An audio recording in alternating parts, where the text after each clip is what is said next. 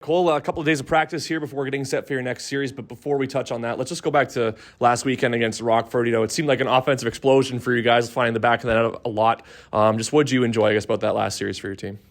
Yeah, definitely nice to do some scoring. I think before that it was tough. Chicago plays a pretty tight game, and Rockford can definitely get up and down the ice. So that was a little bit of their style. I think one of the challenges for us was sticking to our style during that, doing what we do best, and yeah, I think we did a good job of that, and it resulted in us getting rewarded. 12 goals in the two games is probably some of the highest scoring games for you guys as of late anyways. Does that get some more confidence, I guess, to the forwards to know that you can still put the puck in the back of the net in a more frequent manner, I guess? I think so. I think it can get frustrating at times when you feel like you're doing things right and pucks aren't necessarily going in. So I think to have a weekend like that sort of reminds you that it works. Everything that our system and everything, it definitely works, and just got to stick with it. And as long as everybody's on the same page, yeah, we can have weekends like we just did. And it's nice too that you're getting some healthy bodies back too, right? So what does CJ and Austin, I guess, bring to the lineup? You've missed them for so long. It's been since they were up with the Winnipeg Jets, and due to injury too. But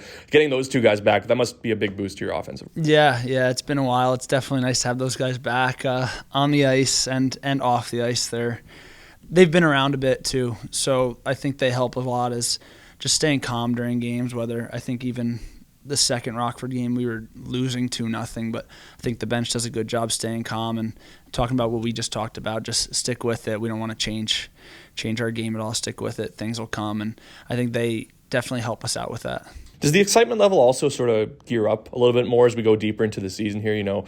Sitting in second place currently in one of the toughest divisions in the entire American Hockey League. Playoffs are, just on the horizon for this team. I guess just what's the excitement level like as we, head into the stretch here in March and April? Yeah, I think that's a good way to put it. It's trying to gauge that excitedness with.